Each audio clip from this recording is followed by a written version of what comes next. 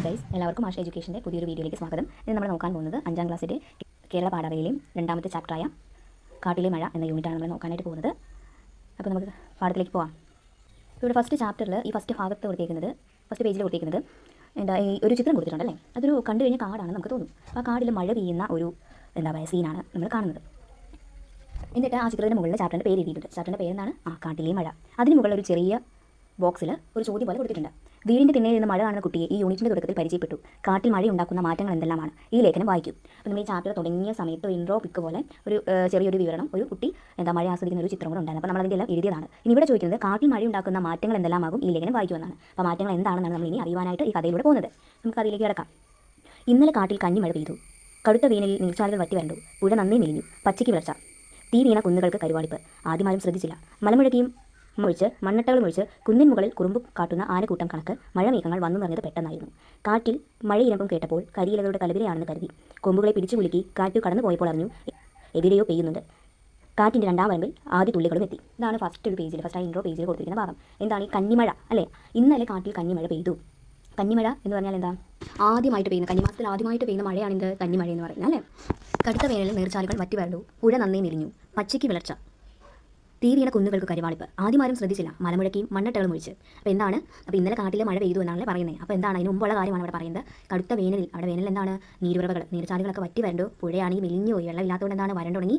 ചെറിയ വെള്ളം വരുന്ന ഒരു ചാല് മാത്രമായിട്ട് മാറി. പിന്നെ പച്ച ഹരിതകം അല്ലെങ്കിൽ പച്ചപ്പല്ല വിളർച്ച വന്ന് കരിഞ്ഞു പോയി. പിന്നെ അപ്പോൾ കുന്നുകളൊക്കെ എങ്ങനെയാണ്? ചെടിയും പുല്ലും ഒന്നും ഇല്ലാതെ കരുവാളിച്ച് കിടക്കുകയാണ്. ഇത് ആരും ആദ്യം ശ്രദ്ധിച്ചില്ല. മലമുഴക്കിയും മണ്ണട്ടകളും ഒഴിച്ച് എന്നാണ് ഇവിടെ പറയുന്നത്.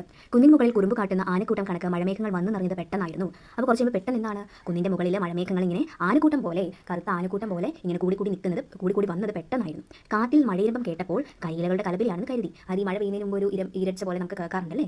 അപ്പോൾ അത് കേട്ടപ്പോൾ എന്തായിട്ടാണ് തോന്നിയത്? കരിയിലകളുടെ കലപിലയാണെന്നാണ് കരുതിയത്. കൊമ്പുകളെ പിടിച്ചു കുലുക്കി കാറ്റ് കടന്നു പോയപ്പോൾ അറിഞ്ഞു. അപ്പോൾ എന്താ രണ്ടാമത് സംഭവിച്ചത്? എന്താണ് അവിടെ? മരത്തിൻ്റെ ചില്ലകളൊക്കെ പിടിച്ചു കുലുക്കിക്കൊണ്ട് ആര് കടന്നു പോയി? കാറ്റ് കടന്നു പോയി. എവിടെയോ പെയ്യുന്നുണ്ട്. അപ്പോൾ ഞാൻ കടന്നു പോയപ്പോൾ പെട്ടെന്ന് മനസ്സിലായത് എന്താണ്? എവിടെയോ മഴ പെയ്യുന്നുണ്ട്. കാറ്റിൻ്റെ 2ാം വരവിൽ ആദ്യ തുള്ളികളും എത്തി. എവിടെയോ പെയ്യുന്നുണ്ടെന്ന് മനസ്സിലായി. പിന്നീട് രണ്ടാമത് ഒന്നും കൂടി കാറ്റ് വീശിയപ്പോൾ എന്തായി? മഴത്തുള്ളികളും കാറ്റിനൊപ്പം വന്ന് വീണു. ഇനി അടുത്ത പേജിലാണ് നോക്കാം. ഇലച്ചാർത്തുകൾ ഏറെ നേരം പ്രതിരോധിച്ചു. ഈ ഇലച്ചാർത്ത് എന്ന് പറഞ്ഞാൽ എന്തായിരിക്കും? മരങ്ങളുടെ ഇലകളൊക്കെ ഇടതൂർന്ന് പടർന്ന് പന്തലിച്ച് നിൽക്കുന്ന ഒരു അവസ്ഥയാണ്. ഇലകൾ കൂടിച്ചേർന്ന് നിൽക്കുന്നതാണ് ഈ ഇലച്ചാർത്തുകൾ എന്ന് പറയുന്നത്. എന്താണ്? കാറ്റിൻ്റെ ആ വരവിനെയൊക്കെ പ്രതിരോധിച്ച് നിന്നു എന്നാണ് പറയുന്നത്. പിന്നെ ആകാശവും ഇലകളും കാട്ടിലേക്ക് പെയ്തിറങ്ങി. അതെന്തായിരിക്കും? മരങ്ങളിൽ നിന്ന് ഇലകൾ ഇങ്ങനെ പൊഴിയുന്നതാണല്ലേ കാട്ടിലേക്ക് പെയ്തിറങ്ങുക എന്ന് പറയുന്നത്. ഇരുൾ വീണ് തുടങ്ങിയ കാട്ടിൽ ഒളിയിടം കണ്ടെത്താൻ ഏറെ പണിപ്പെട്ടു. അപ്പോൾ എന്താണ്? മഴ പെയ്യുന്ന ഒരു അവസ്ഥയല്ല, മഴ തുടങ്ങുന്ന ഒരു അവസ്ഥ നമ്മൾ കാട്ടിൽ ഇരുട്ടാണല്ലേ. അപ്പോൾ ആ ഇരുട്ടുള്ള സമയത്ത് എന്താണ്? ഒളിയിടം കണ്ടെത്താൻ വളരെയേറെ പ്രയാസമാണ്. എന്നാൽ കുറച്ച് കഴിഞ്ഞപ്പോൾ പുഴയോരത്തെ പാറക്കെട്ടുകൾക്കിടയിൽ സാമാന്യം വലിയ ഗുഹ. എന്ത് കണ്ടെത്തി? പുഴയോരത്തെ പാറക്കെട്ടിനിടയിലുള്ള സാമാന്യം വലിയൊരു ഗുഹ കണ്ടെത്തി അല്ലേ. അതിൻ്റെ സുരക്ഷിതത്തിൻ്റെ ചുള്ളിവരകൾ എരിഞ്ഞു തുടങ്ങിയപ്പോൾ പുറത്ത് കാറ്റിനെ പേയ് പിടിച്ചു തുടങ്ങിയിരുന്നു. അതായത് ഈ ഗുഹയ്ക്കുള്ളിൽ നമ്മൾ ചുള്ളിവരകൾ കത്തിച്ച് കൂട്ടുന്ന അതേ ഒരു ഇതിലൂടെയാണ്, അതേ ഒരു പുറത്ത് കാറ്റ് വളരെ ശക്തിയിൽ വീശിക്കൊണ്ടിരിക്കുന്നത് എന്നാണ് പറയുന്നത്. എവിടെയോ മരങ്ങൾ ഒടിഞ്ഞമരുന്നതിൻ്റെ ശബ്ദം, മൃഗങ്ങളുടെ അപായ സൂചനകളും ചിഹ്നവിളികളും, കനത്ത കാലടികൾ, കുഴമണ്ണിലൂടെ അതിദ്രുതം പായുന്നതിൻ്റെ പ്രതിധ്വനി. അപ്പോൾ എന്താണ് പറയുന്നത്? കാട്ടിനുള്ളിൽ എവിടെയോ മരങ്ങളൊക്കെ ഒടിയുന്ന ശബ്ദവും ആനകളുടെ ചിഹ്നം വിളികളും പിന്നെന്താ കാലടികളും പിന്നെ ക്രോധത്തോടെയുള്ള അലർച്ചകളും ഒക്കെ മുഴുകുന്നത് കേൾക്കാമായിരുന്നു. മൃഗങ്ങൾ നേരത്തെ തന്നെ ശബ്ദങ്ങൾ നിർത്തിയിരുന്നു. ഇപ്പോൾ കാറ്റിൻ്റെയും മഴയുടെയും മുരൾച്ച മാത്രമാണ് കാട്ടിൽ ബാക്കിയുള്ളത്. അപ്പോൾ എന്താ പറയുന്നത്? ഈ മഴ വരുന്ന സമയത്ത് നമ്മൾ ശ്രദ്ധിക്കുമ്പോൾ കേൾക്കുന്ന എന്താണ്? ആനകളുടെ ശബ്ദങ്ങളും മറ്റു മൃഗങ്ങളുടെ ശബ്ദങ്ങളും ഒക്കെ ആയിരിക്കും. പക്ഷേ അത് ശരിക്കും എന്താണ്? കാറ്റിൻ്റെയും മഴയുടെയൊക്കെ മുരൾച്ചയാണ് കാട്ടിലുണ്ടായിരുന്നത് അല്ലേ. അതാണ് ഇവിടെ പറയുന്നത്. അപ്പോൾ ഞാൻ പറഞ്ഞത് തന്നെയാണ് ബാക്കി കൊടുത്തിരിക്കുന്നത്. മണ്ണട്ടകൾ എപ്പോഴേ പാട്ട് നിർത്തി. അപായ സൂചനകളില്ല, ചിഹ്നം വിളികളില്ല, കാൽപെരുമാറ്റങ്ങളില്ല. കാറ്റിൻ്റെ അലർച്ചയും മഴയുടെ മുരൾച്ചയും മാത്രമാണ് അവിടെ ഉണ്ടായിരുന്നത് അല്ലേ. ഇനി ബാക്കി. പുഴയ്ക്ക് ജീവൻ വെച്ച് തുടങ്ങിയിരുന്നു. പുഴയുടെ നിറം തുടുത്തു. കുന്നിലും മേട്ടിലും നിന്നായി 100 നീർച്ചാലുകൾ പുഴയിലേക്ക് അടിച്ചിറങ്ങുന്നുണ്ട്. അപ്പോൾ എന്താ ഇവിടെ പറയുന്നത്? മഴ ശക്തമായതോടെ പുഴയ്ക്ക് ജീവൻ വെച്ച് തുടങ്ങി. പുഴയുടെ നിറം വ്യത്യാസപ്പെടുകയും അതുപോലെ എന്താണ്? കുന്നുകളിൽ നിന്നും മേടുകളിൽ നിന്നൊക്കെ ഒരുപാട് ചെറിയ കുഞ്ഞു നീർച്ചാലുകളൊക്കെ പുഴയിലേക്ക് ഒഴുകിയിറങ്ങുകയും ചെയ്യുന്നു എന്നാണ് ഈ ഒരു ഭാഗത്ത് കഥയിൽ പറയുന്നത് അല്ലേ. നമുക്ക് ബാക്കി നോക്കാം. അടുത്ത പേജാണ്. ഇരുട്ടിൽ ശബ്ദം മാത്രമായിരുന്ന അവ നിലാവ് ഉദിച്ചതോടെ കാഴ്ചകളുമായി. മരങ്ങളിൽ നിലാവ് പെയ്തിറങ്ങിയതോടെ മഴയ്ക്ക് നിറക്കൂട്ടായി. പച്ചപ്പുകൾക്കിടയിൽ മിന്നാമിന്നിയുടെ കൂട്ടം. നിലമാർന്ന മഴയ്ക്ക് പുഴയുടെ പശ്ചാത്തലവും മിന്നാമിനുങ്ങളുടെ അലങ്കാരവും. ഇടിമിന്നൽ ചാലുകളിടയ്ക്ക് കാട്ടിലേക്ക് വന്ന് പുഴയിൽ ചിതറിയ ചിത്രങ്ങൾ വരച്ചു. അപ്പോൾ എന്താ ഇവിടെ പറയുന്നത്? മഴ തോർന്ന ശേഷമുള്ളൊരു കാഴ്ചയാണല്ലേ ഇവിടെ പറയുന്നത്. മഴ തോരുമ്പോൾ എന്താണ്? മരങ്ങളിൽ നിന്ന് നിലാവ് പെയ്തിറങ്ങുന്ന പോലെ ഇങ്ങനെ മഴത്തുള്ളികൾ വീഴും. കേട്ടിട്ടില്ലേ? മഴ പെയ്ത് കഴിഞ്ഞാലും മരം ഇങ്ങനെ പെയ്തുകൊണ്ടിരിക്കുന്നത് കേട്ടിട്ടുണ്ടല്ലേ. പിന്നെ എന്താണ്? പച്ചപ്പുകൾക്കിടയിൽ മിന്നാമിന്നുകളുടെ കൂട്ടവും തിളങ്ങുന്നുണ്ടായിരുന്നല്ലേ. പിന്നെ പുഴയുടെ പശ്ചാത്തലവും മിന്നാമിന്നുകളുടെ പ്രകാശവും ഒക്കെ ഒരു കാടിന് ഭംഗി നൽകുന്നു എന്നാണ് ഇവിടെ പറയുന്നത്. മഴയ്ക്ക് മുൻപേ നിലാവ് പെയ്തു തീർന്നു. മഴയും തീർന്നതോടെ കാടിനും പുഴയ്ക്കും അവയുടെ ശബ്ദങ്ങൾ തിരിച്ചു കിട്ടി. പുലർന്നതോടെ വർണ്ണങ്ങളും. കാട്ടിൽ കന്നിമഴ യൗവനമാണ് കൊണ്ടുവരുന്നത്. പുഴ ഒറ്റ രാത്രി കൊണ്ട് സുന്ദരിയാകുന്നു. കരിഞ്ഞുടങ്ങി കുന്നിൻപുറങ്ങളിൽ പുൽനാമ്പുകൾ കിളിർക്കുന്നു. വിളർച്ച വീണ്ടും പച്ചയാകുന്നു. പച്ച തളിരിൻ്റെ ചുവപ്പാകുന്നു. അപ്പോൾ എന്താണ് പറയുന്നത്? ആ പ്രകൃതി വീണ്ടും ഉണർവാകുന്ന ആ കാര്യമല്ലേ പറയുന്നത്. കാട്ടിൽ വീണ്ടും ജീവൻ വയ്ക്കുന്നു. അപ്പോൾ എന്താണ് സംഭവിക്കുന്നത്? പുഴയൊക്കെ വീണ്ടും ശക്തി പ്രാപിച്ചൊഴുകുകയും മരങ്ങളും ചെടികളൊക്കെ കൂടുതൽ പച്ചപ്പാകുകയും പുതിയ തളിരിലകളൊക്കെ വരികയും അതുപോലെ എന്താണ് മഴക്കാലം കാടിന് നൽകുന്ന വളരെ ഭയങ്കര ഒരു ഭംഗിയെക്കുറിച്ചാണല്ലേ ഇവിടെ വർണ്ണിക്കുന്നത് അല്ലേ. മഴക്കാലം കാടിന് നൽകുന്ന നവീകരണമാണ് ഈ ഭാഗത്ത് വർണ്ണിക്കുന്നത്. ഇതാണ് ഈ കഥ. ഇപ്പോൾ കഥ ഫുള്ള് നമ്മൾ കേട്ടല്ലേ. അപ്പോൾ കഥയിൽ എന്താണെന്നൊക്കെ നമുക്ക് മനസ്സിലായി. അപ്പോൾ ഈ കഥ ഏത് ഭാഗമാണ്? കഥ ഇലകളിൽ ചോരുന്ന ആകാശം എന്ന കൃതിയിൽ ഈ സോമനാഥൻ എഴുതിയതാണെന്ത് കാട്ടിലെ മഴ എന്ന് പറയുന്ന ഈ ഒരു കഥയല്ലേ. അപ്പോൾ ഈ കഥ എല്ലാവർക്കും ഇഷ്ടമായോ? ഇനി നമുക്ക് ഇതിൻ്റെ പ്രവർത്തനങ്ങളിലേക്ക് പോകാം. അപ്പോൾ നമ്മുടെ പാഠഭാഗമാണ് നോക്കിയത്. ഇനി നമുക്കിതിൻ്റെ പ്രവർത്തനങ്ങളിലേക്ക് പോകാം. ആദ്യത്തെ പ്രവർത്തനം എന്ന് പറയുന്നത് കണ്ടെത്താം, പറയാം, എഴുതാം. ചോദ്യം വായിക്കാം. പുഴയ്ക്ക് ജീവൻ വെച്ച് തുടങ്ങിയിരിക്കുന്നു. മരങ്ങളിൽ നിലാവ് പെയ്തിറങ്ങിയതോടെ മഴയ്ക്ക് നിറക്കൂട്ടായി. കുറുമ്പ് കാട്ടുന്ന ആനക്കൂട്ടം കണക്ക് മേഘങ്ങൾ. മഴക്കാട്ടിലുണ്ടാകുന്ന കാഴ്ചകളാണ് ഈ വാക്യത്തിലൂടെ വ്യത്യസ്തമായി അവതരിപ്പിച്ചിട്ടുള്ളത്. ഇതുപോലെയുള്ള വാക്യങ്ങൾ പാഠഭാഗത്ത് നിന്ന് കണ്ടെത്തൂ. അവയുടെ ആശയം ക്ലാസ്സിൽ അവതരിപ്പിക്കൂ, എഴുതി വയ്ക്കുകയും വേണം. അതായത് ഈ കഥാഭാഗത്തിൽ കുറച്ച് സെൻറ്റൻസ് ആണ് കൊടുത്തിരിക്കുന്നത്. ഇതുപോലെ മഴക്കാട്ടിലെ കാഴ്ചകൾ വാക്യത്തിലൂടെ വ്യത്യസ്തമായാണ് അവതരിപ്പിച്ചിട്ടുള്ളത്. അപ്പോൾ ഇതുപോലുള്ള മറ്റു വാക്യങ്ങൾ നമ്മൾ പാഠഭാഗത്ത് നിന്ന് കണ്ടെത്താനും അവയുടെ ആശയം പറയുവാനും ആണ് ഈ ഒരു പ്രവർത്തനം പറഞ്ഞിരിക്കുന്നത്. അപ്പോൾ നമുക്ക് അതിൻ്റെ തരത്തിലേക്ക് പോകാം. ആദ്യം തന്നെ ഇവിടെ പറഞ്ഞിരിക്കുന്ന വാക്യത്തിൻ്റെ നമുക്ക് നോക്കാം. പുഴയ്ക്ക് ജീവൻ വെച്ച് തുടങ്ങിയിരിക്കുന്നു. അതിൻ്റെ ആശയമാണ് വേനലിൽ വരണ്ട് കിടന്ന പുഴ ആദ്യമായി മഴയിൽ ഉയർത്തെഴുന്നേറ്റു. ജീവനില്ലാത്ത മെലിഞ്ഞുണങ്ങി കിടന്ന പുഴയ്ക്ക് ജീവൻ തിരിച്ചു കിട്ടിയത് ആദ്യ മഴ പെയ്തപ്പോഴാണ്. രണ്ടാമത്തേത് മരങ്ങളിൽ നിലാവ് പെയ്തിറങ്ങിയതോടെ മഴയ്ക്ക് നിറക്കൂട്ടായി. അതിൻ്റെ ആശയം കാട്ടിലെ കന്നിമഴയോടൊപ്പം രാത്രിയിൽ നിലാവും പരന്നു. മഴത്തുള്ളിയോടൊപ്പം നിലാവും പെയ്തിറങ്ങി എന്നാണ് ലേഖകൻ വർണ്ണിക്കുന്നത്. നിലാവുള്ള രാത്രിയിൽ ആദ്യ മഴയുടെ സുന്ദര ദൃശ്യമാണ് ഇവിടെ കാണുന്നത്. മൂന്നാമത് കുറുമ്പ് കാട്ടുന്ന ആനക്കൂട്ടം കണക്ക് മേഘങ്ങൾ. ഇനി അതിൻ്റെ ആശയം കുസൃതികൾ കാണിക്കുന്ന ആനക്കൂട്ടത്തെ പോലെയാണ് ആകാശത്ത് മഴമേഘങ്ങൾ കടന്നു വരുന്നതെന്ന് എഴുത്തുകാരൻ വർണ്ണിക്കുന്നു. കറുത്ത നിറമുള്ള മഴമേഘങ്ങൾ ആനക്കൂട്ടത്തെ പോലെയാണ്. ആനകൾ കുസൃതി കാണിക്കുന്നത് പോലെ അവ എപ്പോഴും ചലിച്ചുകൊണ്ടിരിക്കും. അടുത്തത് ഇടിമിന്നൽ ചാലുകൾക്കിടയിൽ കാട്ടിലേക്ക് വന്ന പുഴയിൽ ചിതറിയ ചിത്രങ്ങൾ വരച്ചു. ആശയം കാട്ടിലെ ആദ്യ മഴയോടൊപ്പം ഇടിമിന്നലുണ്ടായി. ആ ഇടിമിന്നലിന്റെ വെളിച്ചം മരത്തിനിടയിലൂടെ കാട്ടിലേക്ക് കടന്നു വന്ന് പുഴയിൽ ചിതറിയ ചിത്രങ്ങൾ വരച്ചു എന്ന് പറഞ്ഞിരിക്കുന്നു. ഇനി അടുത്തത് പുഴ ഒറ്റ രാത്രി കൊണ്ട് സുന്ദരിയാകുന്നു. ആശയം പുഴയുടെ സൗന്ദര്യം വെള്ളമാണ്. വരണ്ടുടങ്ങിയ പുഴയ്ക്ക് ഭംഗിയല്ല. ആദ്യ മഴ കൊണ്ടുതന്ന വെള്ളം കടന്നുവെന്ന് പുഴ ഒരു ദിവസം കൊണ്ട് സുന്ദരിയായിത്തീർന്നു എന്നാണ് ലേഖകൻ പറയുന്നത്. അപ്പോൾ ഇവിടെ എത്രയാണ്? 5 വാക്യങ്ങളും അവയുടെ ആശയങ്ങളും കൊടുത്തിട്ടുണ്ട്. അപ്പോൾ ഈ ഒരു ചോദ്യത്തിന് ആൻസർ ആയിട്ട് വരുന്നത് ഇതാണ്. ഇനി നമുക്ക് അടുത്ത ചോദ്യം നോക്കാം. ഇനി രണ്ടാമത്തെ ചോദ്യം നോക്കാം. മഴയഴക്. മഴ വന്നപ്പോൾ പ്രകൃതിയിലുണ്ടായ മാറ്റങ്ങൾ നോക്കൂ. എണ്ണ കണ്ടു മാമലകൾ, പണക്കാരായി പറമ്പുകൾ, മരുന്ന് വെച്ചു മുറികൾ, കെട്ടി വെട്ടേറ്റ കാടുകൾ. പി കുഞ്ഞിരാമൻ നായരുടെ വരികളാണ് കൊടുത്തിരിക്കുന്നത്. ഇനി അടുത്ത പേജിലാണ് ബാക്കി, അത് നോക്കുക. ഏറെ നാളത്തെ കാത്തിരിപ്പിന് ശേഷം മഴ പെയ്തപ്പോൾ പ്രകൃതിക്കുണ്ടായ മാറ്റം പി കുഞ്ഞിരാമൻ നായർ വർണ്ണിച്ചിരിക്കുന്നത് വായിച്ചല്ലോ. ആദ്യമായി വേനൽ മഴ പെയ്തപ്പോൾ നിങ്ങളുടെ വീടിന് ചുറ്റും എന്തെല്ലാം മാറ്റങ്ങളുണ്ടായി? ആ മാറ്റങ്ങളെക്കുറിച്ച് ഒരു വർണ്ണന തയ്യാറാക്കൂ. എന്താണ് ചോദ്യത്തിൽ പറഞ്ഞിരിക്കുന്നത്? മഴ വന്നു കഴിഞ്ഞാൽ പ്രകൃതിയിൽ എന്തൊക്കെ മാറ്റങ്ങൾ ഉണ്ടാകും? അപ്പോൾ ഇവിടെ ഒരു കവിയുടെ ഒരു വരികൾ കൊടുത്തിട്ടുണ്ട്. ആ വരികൾ നമ്മൾ നോക്കണം. അതുപോലെ തന്നെ നമ്മുടെ പ്രദേശത്തും അല്ലെങ്കിൽ വീടിന് ചുറ്റുപാടും ഒക്കെ ഇതുപോലെ വേനൽ മഴ പെയ്യുമ്പോൾ എന്തൊക്കെ മാറ്റങ്ങൾ ഉണ്ടാകും? അതൊരു വർണ്ണന പോലെ എഴുതാനാണ് പറഞ്ഞിരിക്കുന്നത്. അപ്പോൾ നമുക്കതിൻ്റെ ഉത്തരത്തിലേക്ക് പോകാം. ഇതാണ് ഉത്തരം. കടുത്ത ചൂടിൽ മണ്ണ് ഉണങ്ങി വരണ്ട് കിടക്കുകയായിരുന്നു. എങ്ങും പൊടിക്കാറ്റ് ഇലകൾ വാടിക്കരിഞ്ഞ് ചെടികളും മരങ്ങളും നിന്നു. പുതുമഴത്തുള്ളികൾ മണ്ണിൽ പതിച്ചപ്പോൾ മണ്ണിൽ നിന്ന് പ്രത്യേക ഗന്ധം ഉയർന്നു പോന്നു. മഴയുടെ വരവറിയിച്ച് സന്തോഷത്തോടെ തവളകൾ കരഞ്ഞു. കിളികൾ ചിലച്ചുകൊണ്ട് മരക്കൊമ്പിൽ ഇരുന്നു. മരങ്ങളും ചെടികളുമൊക്കെ കാറ്റിലും മഴയിലും മെല്ലെ ഇളകി. വാടിയ ഇലകളൊക്കെ പുതുജീവൻ കിട്ടിയ പോലെ ഉണർന്നു. പെയ്തിറങ്ങിയ മഴത്തുള്ളികൾ തീർത്ത നീർച്ചാലുകൾ മുറ്റത്ത് കൂടി ഒഴുകി. അപ്പോൾ ഉണങ്ങി വരണ്ട് കിടക്കുന്ന വേനലിൽ ആദ്യമായിട്ടൊരു മഴ പെയ്യുമ്പോൾ എന്താണ് വരുന്ന മാറ്റങ്ങൾ? അതാണ് ഇവിടെ പറഞ്ഞിട്ടുള്ളത്. ഇത് കുറച്ചേ എഴുതിയിട്ടുള്ളൂ. നിങ്ങൾക്ക് കുറച്ചും കൂടെ വിപുലീകരിച്ച് എഴുതാവുന്നതാണ്. ഇതാണ് ഇതിൻ്റെ ആൻസർ ആയിട്ട് വരുന്നത്. നമുക്കിനി അടുത്ത ചോദ്യത്തിലേക്ക് പോകാം. അടുത്ത ചോദ്യം എന്ന് പറയുന്നത് ഒറ്റയ്ക്കും കൂട്ടായി. 2 പോയിന്റിൽ കുറച്ച് കാര്യങ്ങൾ എഴുതിയിട്ടുണ്ട്. 2 പോയിന്റ് ഒരു സെൻറ്റൻസ് ഇങ്ങനെ എഴുതിയിട്ടുണ്ട്. ഇന്ന് നമ്മൾ നോക്കാൻ പോകുന്നത് ഒറ്റയ്ക്കും കൂട്ടായി. നമുക്ക് ചോദ്യം വായിക്കാം. ഇരുൾ വീണു തുടങ്ങിയ കാട്ടിൽ ഒളിച്ചിരിക്കാൻ ഒരിടം കണ്ടെത്താൻ ഏറെ പണിപ്പെട്ടു. ഈ വാക്യങ്ങൾ തമ്മിലുള്ള വ്യത്യാസം എന്താണ്? ചർച്ച ചെയ്യും. കൂടുതൽ ഉദാഹരണങ്ങൾ പാഠഭാഗത്ത് നിന്ന് കണ്ടെത്തും. ഇത് 2 സെൻറ്റൻസ് ആണ്, 2 വാക്യങ്ങളാണ് ഇവിടെ കൊടുത്തിട്ടുള്ളത്. അപ്പോൾ ഈ വരികളിൽ ഇവ തമ്മിലുള്ള വരിയിലും പറയുന്ന ഒരേ കാര്യമാണ്. എങ്കിലും ഈ വാക്യങ്ങൾ തമ്മിലുള്ള വ്യത്യാസം എന്താണെന്ന് നമ്മളോട് ചർച്ച ചെയ്യാനാണ് പറഞ്ഞിട്ടുള്ളത്. ചർച്ച ചെയ്യുക മാത്രമല്ല ചെയ്യേണ്ടത്, നമ്മൾ കൂടുതൽ ഉദാഹരണങ്ങൾ പാഠഭാഗത്ത് നിന്ന് കണ്ടെത്താനും കൂടിയാണ് പറയുന്നത്. അപ്പോൾ നമുക്ക് ഇതിൻ്റെ ആൻസറിലേക്ക് പോകാം.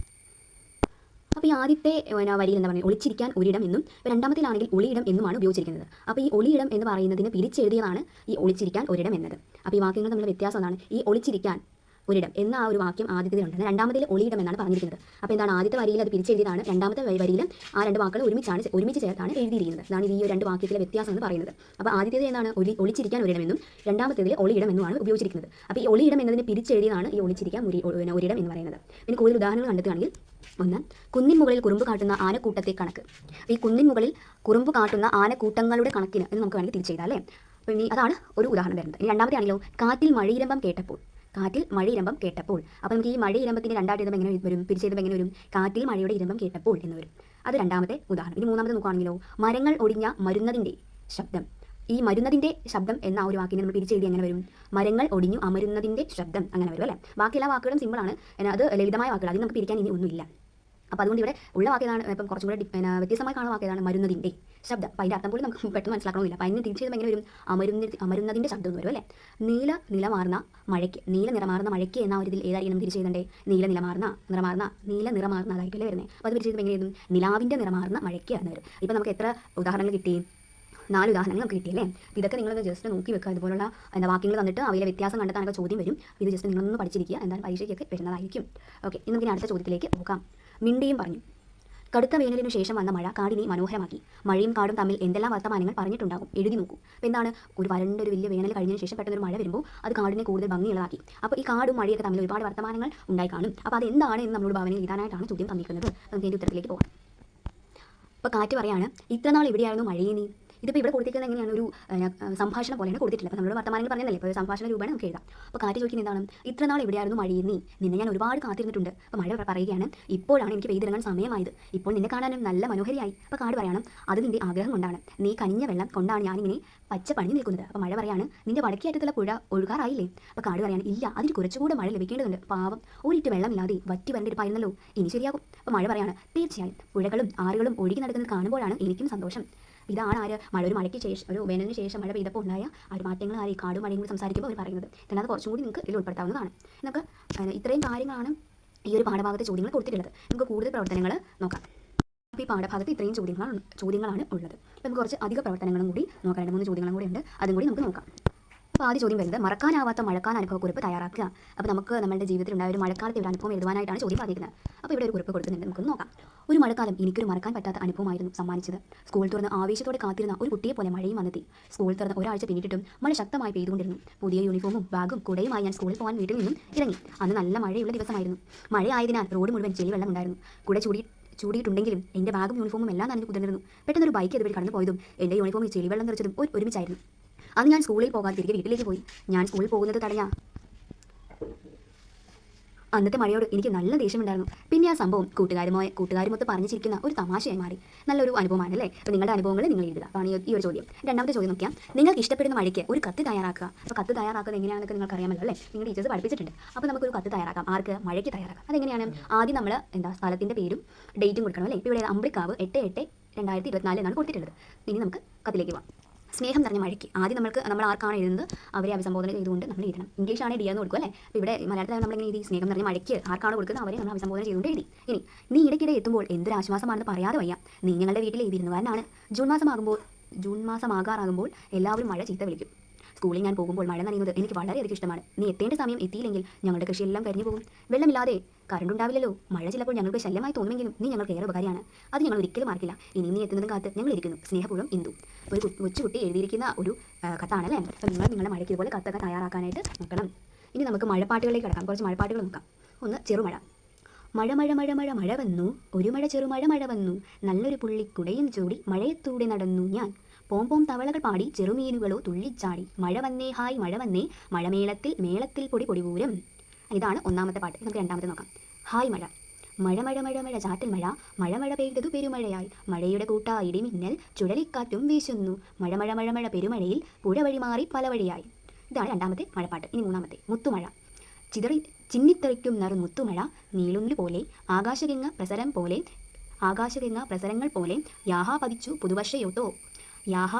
പുതുവർഷത്തോയം. ഈ നാലാമത്തെ പാട്ട്, മഴ. മഴ പെയ്തു ഭൂമി കുളിർത്തു, ഒരു കതിർ നീണ്ടു ഭൂമി പൊലിച്ചു. അപ്പോൾ 4 മഴപ്പാട്ടുകളാണ് നമ്മളിപ്പോൾ നോക്കിയത്. ഇനി മഴച്ചൊല്ലുകൾ. ഇപ്പോൾ എന്തെങ്കിലും മഴയുമായി ബന്ധപ്പെട്ട ചൊല്ലുകളൊക്കെ എഴുതാൻ വരുവാണെങ്കിൽ നമുക്കിത് എഴുതാം. ഒന്നാമത്തെ, ചിങ്ങത്തിലെ മഴ ചിനുങ്ങി. 2, കുംഭത്തിൽ മഴ പെയ്താൽ കുപ്പയിലും നെല്ല്. 3, തുലാപ്പത്ത് കഴിഞ്ഞാൽ പ്ലാപ്പൊത്തിലും ഇരിക്കാം. 4, ഇടവലത്തിൽ മഴ ഇടവഴി നീളെ. 5, അന്തിക്ക് വന്ന മഴയും വിരുന്നും അന്ന് പോകില്ല. 6, കർക്കിടത്തിന് 10 പെയ്യും. 7, മകരത്തിന് മഴ പെയ്താൽ മലയാളം മുടിയും. എട്ടാമത്തത്, മഴ നിന്നാലും മരം പെയ്യും. 9, തിരുവാതിരയിൽ തകൃതി. 10, 1000 വെയിലാറാം അരമഴ വയ്യ. ഇതാണ് മഴച്ചൊല്ലുകൾ എന്ന് പറയുന്നത്. അപ്പോൾ ഇത്രയും കാര്യങ്ങളാണ് ഈ ഒരു പാഠഭാഗത്തിൽ ഉള്ളത്. നമ്മുടെ ചോദ്യങ്ങളും അതുപോലെ പാഠഭാഗമൊക്കെ നമ്മൾ മനസ്സിലാക്കിയെടുത്തല്ലേ. അപ്പോൾ ഇത്രയും പറഞ്ഞത് നിങ്ങൾക്ക് മനസ്സിലായെന്ന് ഞാൻ വിശ്വസിക്കുന്നു. അപ്പോൾ നിങ്ങൾ ഈ ക്ലാസ്സൊക്കെ കൂടി നോക്കുക. നിങ്ങളുടെ അഭിപ്രായങ്ങളും ഒക്കെ നിങ്ങൾ രേഖപ്പെടുത്തുക കമൻറ്റിൽ. അതുപോലെ തന്നെ ഈ ഒരു വീഡിയോ ലൈക്ക് ചെയ്യുകയും ഷെയർ ചെയ്യുകയും കൂടുതൽ സബ്സ്ക്രൈബ് ചെയ്യുകയും ചെയ്യണം. ഇനി അടുത്ത ഒരു പാഠഭാഗമായിട്ട് ഉടനെ വരുന്നതായിരിക്കും. ബൈ.